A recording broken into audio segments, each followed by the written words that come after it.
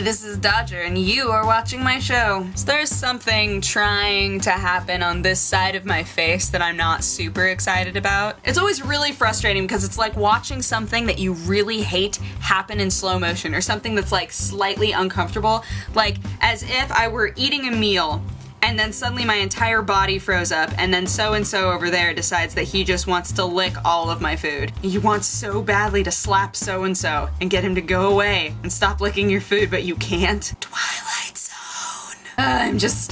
I'm not a fan. Anyway, let's talk about gaming news. So the PSN was down again. Now notice that I said was. Apparently, it's been fixed. You can still sign on and off again. Everything's all sorted out. But let's be honest, since it's happened so much in the past, we're all like kinda edgy about this. Why was there an unscheduled timeout? It was obviously hacked and the entire thing is going to explode. We were discussing at work how funny, in like a not funny at all sort of way, it would be if we found out that some sort of megacorp was actually funding all of these timeouts. Like every time it happens, Microsoft is just like clinking their glasses together. Money well spent. They might be doing that anyway, but without the money well spent part. I don't know how many of you have heard about the Professor Layton spin-off game called Professor Layton London Life, but it looks slightly ridiculous. It's like, from the trailer, all that it says is you get to make your own character and like dress them up and make them all pretty and beautified, and then you get to walk around tiny London as this little sprite within the Professor Layton world, and then, just very vaguely, it says, over 100 hours of gameplay. Doing what? What are you doing with those 100 hours? Are you solving mysteries?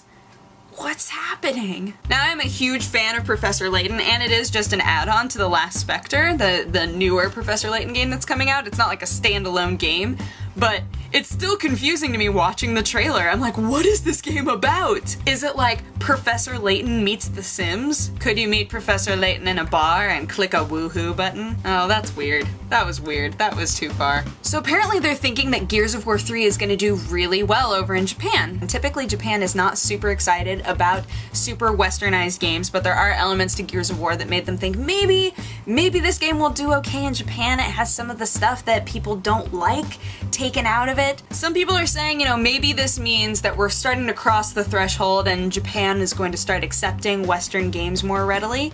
I don't know if that's necessarily true or that it'll happen as quickly as they're hoping, but it is a good sign that they were open to Gears of War, because typically war games don't do very well over there. Specifically first-person shooters don't typically do very well over there. They really like third-person stuff. There's like something about motion sickness, who even cares? It goes on sale tomorrow, so tomorrow we will see whether or not it beats Halo 3's opening week numbers in Japan. Ooh! As a final bit of news, we have a rumor that is really, really funny to me. So many of you probably know that there's some advanced copies of Dark Souls that got out on accident, and people have been playing them. And so, From Software, the company that makes Dark Souls, was like, oh really? You're gonna play our game before we wanted you to play it? Are you? Are you gonna do that? So what they're doing is just going into the system and dropping max level phantoms into the game and just like annihilating these people. I wonder though, like, are they going, wow, what happened? Like, are they surprised? Or because they knew Dark Souls was gonna be a really hard game, are they like, wow, how am I gonna beat this thing? This is a really hard game. I don't know, I just think it would be really funny if they didn't realize that they were getting punished until, you know, they saw a million articles about it. Either way, I think that's hilarious. And seriously, like, if you were to punish somebody for playing Dark Souls too early, what better way than to make the game even harder than it already is? It's like the perfect trolling. It's so wonderful. Anywho, that is my show. Thank you so much for watching. If you have a positive or a negative response, feel free to leave it in the comments section and I will read it. If you want to have coffee with me, you can go ahead and click wherever I put the annotation, possibly where I always put it, possibly not.